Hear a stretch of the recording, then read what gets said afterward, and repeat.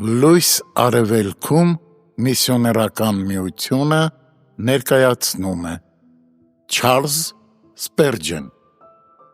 Փրկիր ինձ արյունահեղությունից, ով Աստված,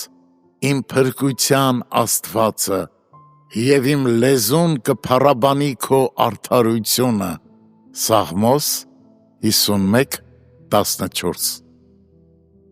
Նկատեք, որ այս հանդիսավոր խոստովանության մեջ Դավիթն իր մեղքը պարզ և հստակ անունով է կոչում։ Նա այն չի անվանում չկանխամտածված սպանություն, ոչ էլ դրա մասին խոսում է որպես մի անզգույշ արարքի, որի պատճառով դժբախտություն է պատահել մի արժանավոր մարդու հետ, այլ իր ճիշտ անունն է տալիս դրան՝ արյունահեղություն։ Փաստացի, նա չէր, որ սպանել էր Բերսաբեի ամուսնուն,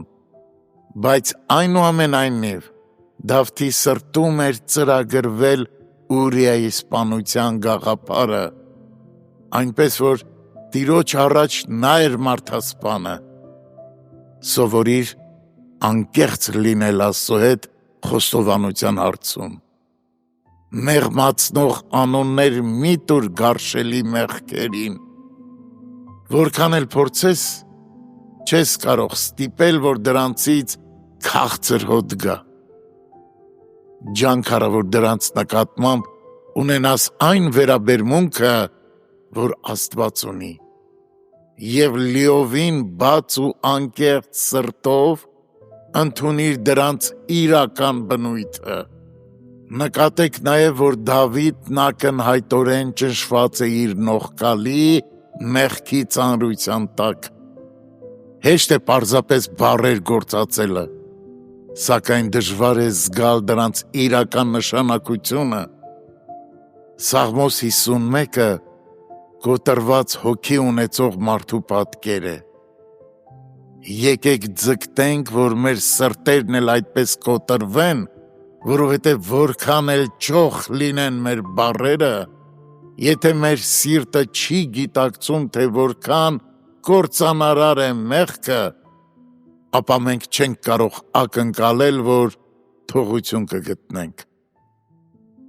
Մեր տեքստն անկեղծ աղոթք է պարունակում,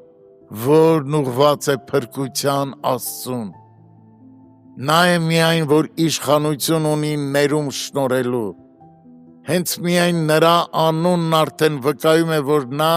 փրկում է բոլոր նրանց, ովքեր փնտրում են իր երեսը։ Եվ ավելին,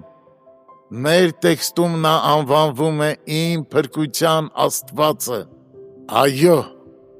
օրհնյալ լինի նրա անունը։ Երբ ես Հիսուսի անունով մոտենում եմ նրան, ես կարող եմ ցնծալ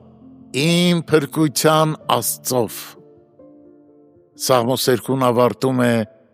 գովելի խոստումով. եթե Աստված ազատի նրան, նա կգովերքի, ոչ, ավելին, կփառաբանի։ Ով կարող է այսպիսի ողորմություն ստանալ, բարձրաձայն չփառաբանել։ Բայց նկատեք փառաբանության թեման՝ քո արդարությունը։